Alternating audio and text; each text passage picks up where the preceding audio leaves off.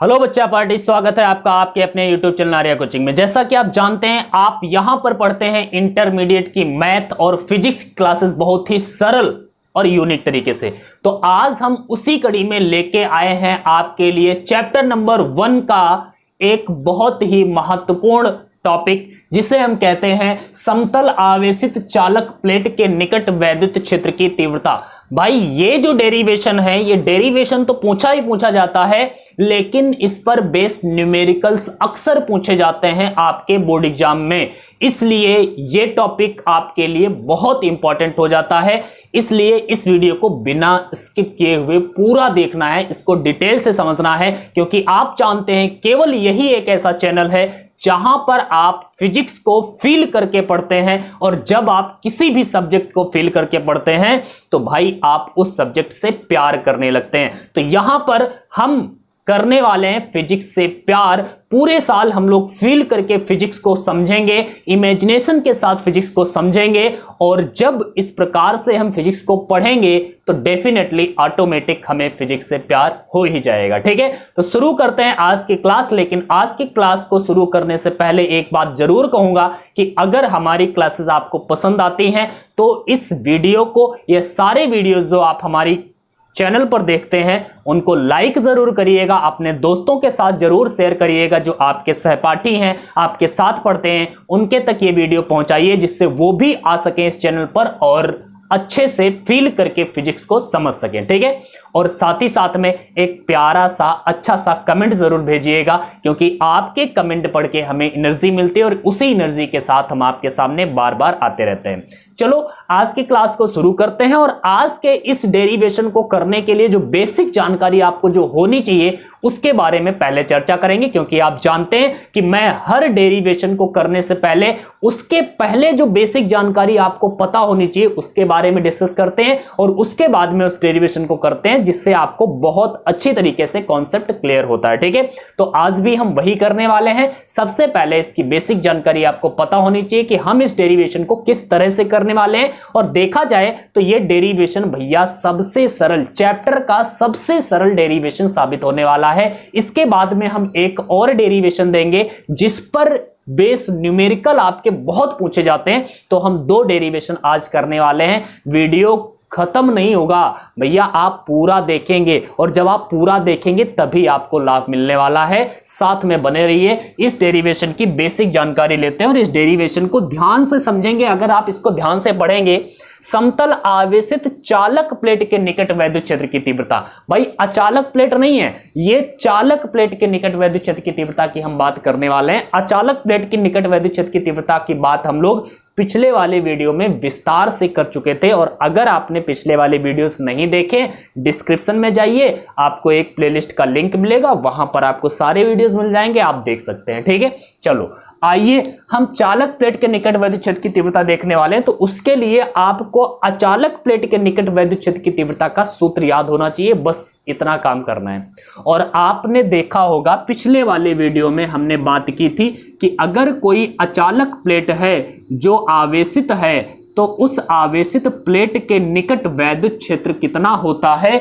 तो मैंने बताया था आवेशित अचालक प्लेट के निकट वैद्युत क्षेत्र का फार्मूला जो निकल के आया था सिग्मा अपान 2 एप्सिलॉन नॉट, ये हमारे साथ एक फार्मूला निकल के आया था।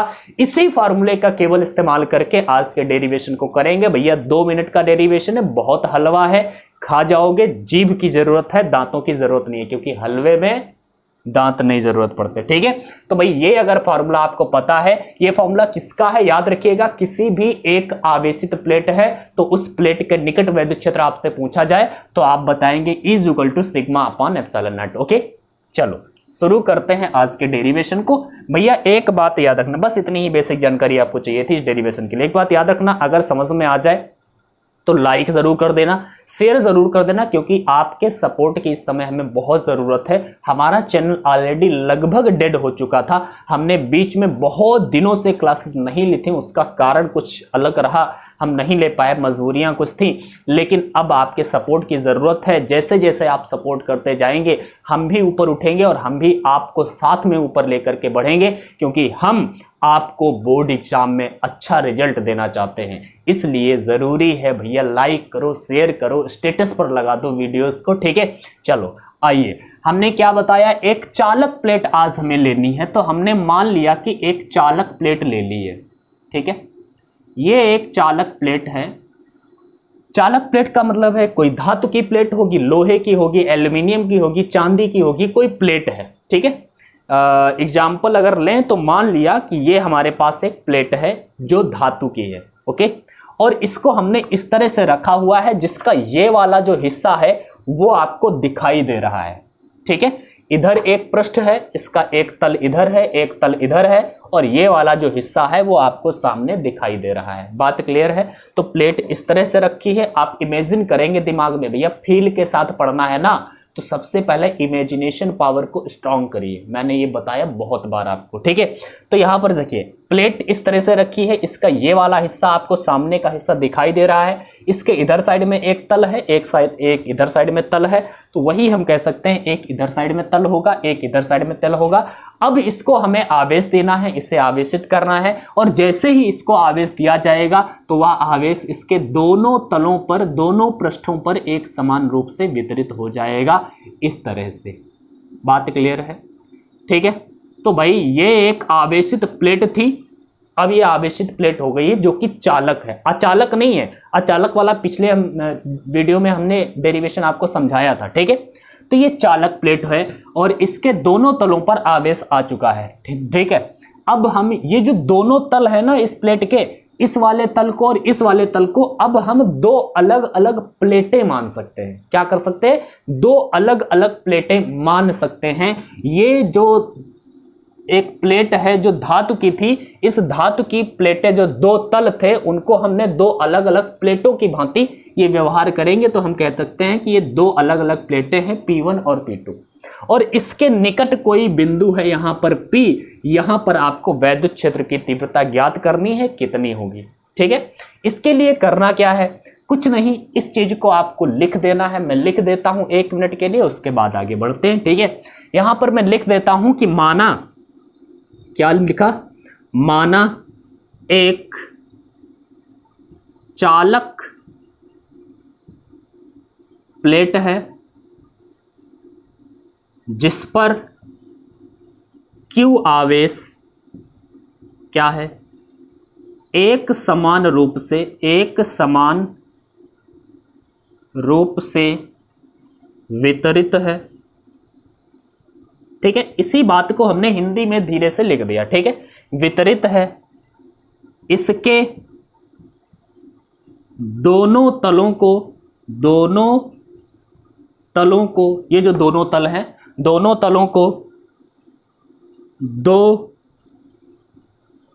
अलग अलग प्लेटों के रूप में लिया जा सकता है,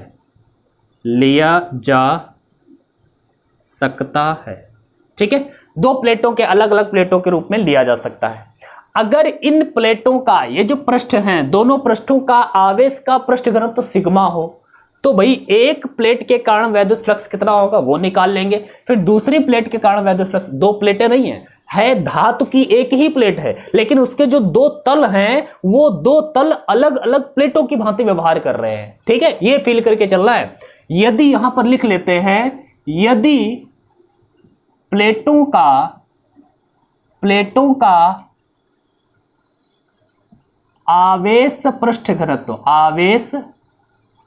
पृष्ठ घनत्व सिग्मा है, तब प्लेट P1 के कारण वैद्युत क्षेत्र की तीव्रता क्या लिखेंगे, प्लेट P1 के कारण वैद्युत क्षेत्र। भैया किसी भी एक प्लेट के कारण वैद्युत क्षेत्र का सूत्र क्या होता है, तो जो पिछला वाला डेरिवेशन कराया था वही से लेना है, जो अभी मैंने आपको बताया था। किसी भी प्लेट के कारण वैद्युत क्षेत्र की तीव्रता का फार्मूला होता है सिग्मा अपान 2 एप्सिलॉन नॉट। ये आपका हो गया प्लेट P1 के कारण वैद्युत क्षेत्र। अब प्लेट P2 के कारण लिखेंगे, तो प्लेट P2 के कारण वैद्युत क्षेत्र। भैया P2 के कारण अगर वैद्युत क्षेत्र आप देखेंगे तो क्या हो जाएगा, E2 equal to sigma upon 2 epsilon. ये भी तो एक प्लेट है, जैसे ये प्लेट है वैसे ये एक प्लेट है, तो ये दोनों ही प्लेटें हैं और दोनों किसी भी एक प्लेट के कारण वैद्युत क्षेत्र इतना होता है, तो इसके कारण भी इतना हो गया और आवेश तो वही इस पर भी फैला हुआ है तो इसके कारण भी उतना हो गया। ठीक है, दोनों प्लेटों पर। तो यहां पर आप देखेंगे दोनों की दिशाएं किधर हैं, हमें तो परिणामी वैद्युत क्षेत्र चाहिए यहां पे।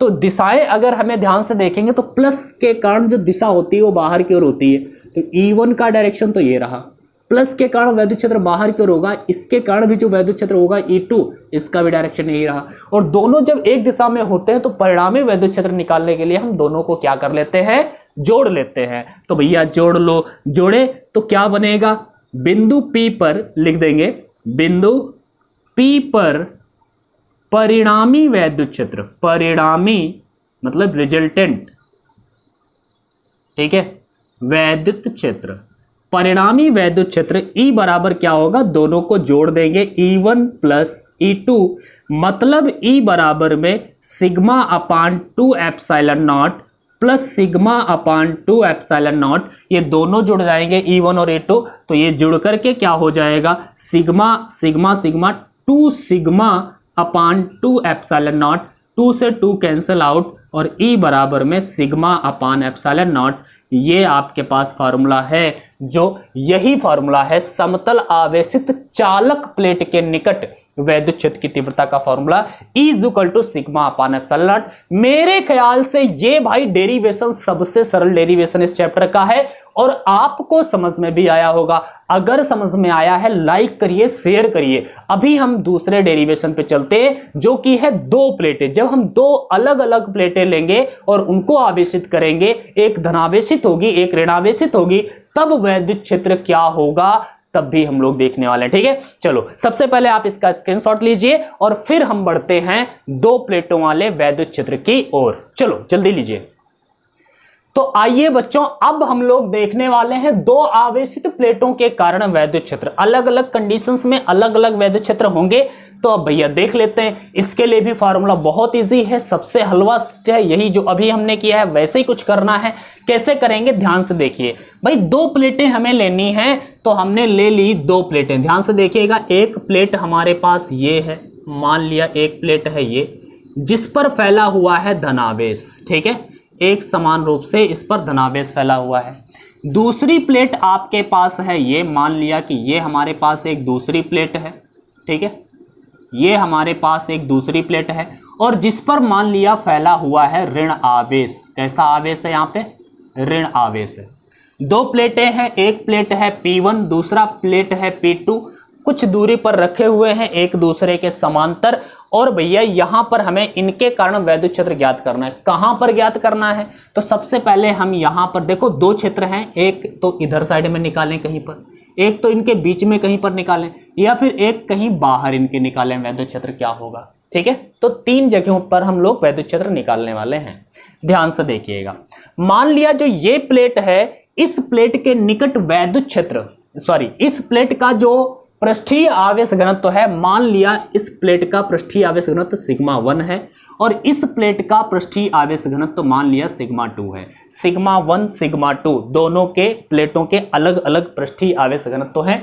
पहली वाली प्लेट का पृष्ठीय आवेश घनत्व सिग्मा है, सिग्मा 1 है। दूसरी वाली प्लेट का पृष्ठीय आवेश घनत्व सिग्मा 2 है। तो अब हमें क्या करना है, पहले क्षेत्र फर्स्ट में, यहां पे भैया लिखा हुआ दिख रहा होगा आपको फर्स्ट क्षेत्र, तो क्षेत्र फर्स्ट में हम यहां पर वैद्युत क्षेत्र निकालेंगे, क्षेत्र सेकंड में निकालेंगे, क्षेत्र थर्ड में निकालेंगे। ठीक है, तो सबसे पहले हम क्या करने वाले हैं, क्षेत्र फर्स्ट में वैद्युत क्षेत्र। ठीक है, वैद्युत क्षेत्र। भैया जब भी हम क्षेत्र फर्स्ट की बात करेंगे, मतलब हम किसी इधर बिंदु की बात करेंगे और इस बिंदु पर वैद्युत क्षेत्र की जब भी हम बात करेंगे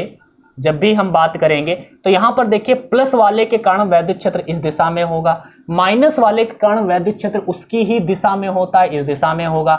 मतलब E1 का डायरेक्शन ये और E2 का डायरेक्शन ये, और दोनों का जो परिणामी वैद्युत क्षेत्र होगा वो दोनों को घटा करके मिलने वाला है। अर्थात क्षेत्र 1 में किसी भी बिंदु पर वैद्युत क्षेत्र देखेंगे, E बराबर कैसे निकलेगा आपका, कैसे निकलेगा? तो E1 माइनस E2 करना पड़ेगा क्योंकि दोनों ही विपरीत दिशा में वैद्युत क्षेत्र है। ठीक है, तो भैया हमें मालूम है किसी भी प्लेट के कारण वैद्युत क्षेत्र होता है सिग्मा अपान 2 एप्सिलॉन नॉट, जो मैंने शुरुआत में आकर के बताया था आपको। तो इस E1 का मतलब हो जाएगा सिग्मा अपान 2 एप्सिलॉन नॉट, लेकिन E1 है तो मतलब प्लेट 1 का है, और प्लेट 1 का है तो इसका पृष्ठीय आवेश घनत्व है सिग्मा 1। तो E1 की जगह पर E1 का होता है सिग्मा अपान 2 एप्सिलॉन नॉट, तो सिग्मा 1 अपान 2 एप्सिलॉन नॉट हो गया। E2 के लिए भी सूत्र, प्लेट है ये भी, और प्लेट के कारण वैद्युत क्षेत्र का सूत्र तो भैया यही होता है सिग्मा अपान 2 एप्सिलॉन नॉट। तो यहां भी सिग्मा अपान 2 एप्सिलॉन नॉट ही लगाएंगे, बस यहां पर क्या करना होगा आपको सिग्मा 2 लगा देना है। ठीक है, तो ये सिग्मा 1 अपान 2 एप्सिलॉन नॉट, यहां पर सिग्मा 2 अगर आपको ना दिख रहा हो मैं स्पष्ट लिख दूं, ये सिग्मा और 2। ठीक है, ये भाई क्या आ गया यहां पे, चलो कोई नहीं है, sigma 1 upon 2 epsilon not, sigma 2 upon 2 epsilon not. अब इन दोनों को घटा देंगे तो सिग्मा 1 माइनस सिग्मा 2 ऊपर क्या हो जाएगा भाई, तो sigma 1 minus sigma 2 upon 2 epsilon not. ये आपका सूत्र हो गया है। किसी भी दो प्लेटें जब होंगी, एक धनावेशित एक ऋणावेशित, तो उसके बाहर वैद्युत क्षेत्र। ठीक है, अगर हम इधर साइड में भी बात कर लें तो इधर साइड में भी सेम यही पोजीशन होगी। तीसरे क्षेत्र की अगर हम बात करें, यहीं पर हम तीसरे क्षेत्र की बात कर देते हैं, ध्यान से देखना। तीसरे क्षेत्र की अगर हम बात करें, ठीक है, तो यहां पर क्या होगा, लिखेंगे क्षेत्र थर्ड में वैद्युत क्षेत्र। यार टेंशन ना लो, अभी दूसरे में भी बता रहे हैं। ठीक है, तो क्षेत्र थर्ड की हम अगर बात करेंगे, ध्यान से अगर आप देखेंगे तो यहां पर प्लस वाले के कारण बाहर की ओर होगा E1, और माइनस वाले के कारण भीतर की ओर होगा E2। दोनों विपरीत दिशा में है, फिर घटेंगे, परिणामी वैद्युत क्षेत्र E1 माइनस E2। भैया E1 का मतलब क्या है, सिग्मा 1 अपान 2 एप्सिलॉन नॉट।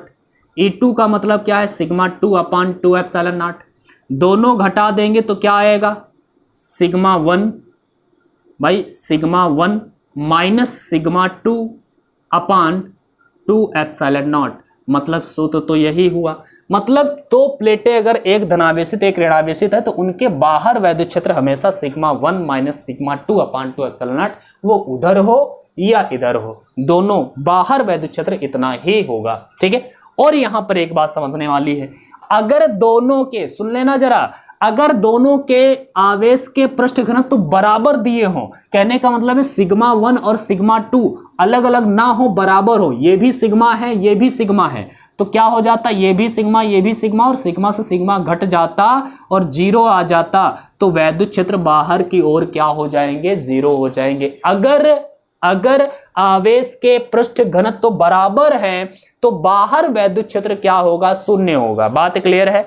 अगर कम ज्यादा हैं तो सिग्मा 1 माइनस सिग्मा 2 इस प्रकार से हम निकाल लेंगे, कोई दिक्कत नहीं है मेरे ख्याल से। अब बीच वाले पार्ट की बात कर लेते हैं भैया। भाग 3 की बात करें तो लिखेंगे क्षेत्र सेकंड में वैद्युत क्षेत्र।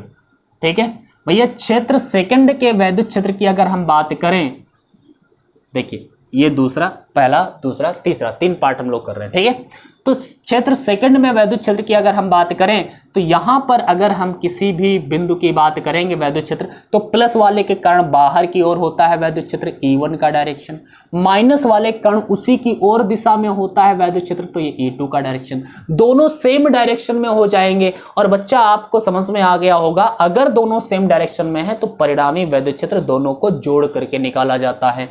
अर्थात हम बिंदु, इस बीच वाले बिंदु पर वैद्युत क्षेत्र निकालेंगे, सो E1 प्लस E2 करेंगे कि नहीं करेंगे। E बराबर सिग्मा 1 की यहां पर हो जाएगा sigma 1 upon 2 epsilon not plus sigma 2 upon 2 epsilon not, और यहां पर भाई कुछ नहीं अंतर है, सिग्मा 1 प्लस सिग्मा 2 हो जाएगा, जुड़ जाएगा अपान में 2 एप्सिलॉन नॉट, बस ये सूत्र हो जाएगा।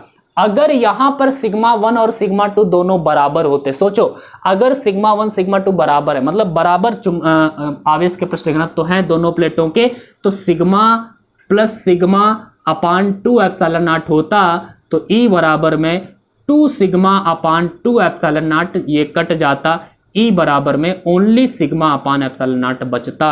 यदि दोनों प्लेटों का आवेश का पृष्ठ घनत्व तो बराबर होता, तो ये सूत्र हो जाता है। ठीक है, मेरे ख्याल से अब ये बात आपको क्लियर हो गई होगी। और इस कॉन्सेप्ट का उपयोग हम लोग न्यूमेरिकल्स में करते हैं, क्योंकि इस कॉन्सेप्ट मतलब दो प्लेटें दे देगा, दोनों पर आवेश की मात्रा दे देगा या आवेश का पृष्ठ घनत्व तो दे देंगे, और आपसे पूछेगा कि इनकी प्लेटों के बीच में वैद्युत क्षेत्र कितना होगा या प्लेटों के बाहर वैद्युत क्षेत्र कितना होगा, आपसे पूछ देगा।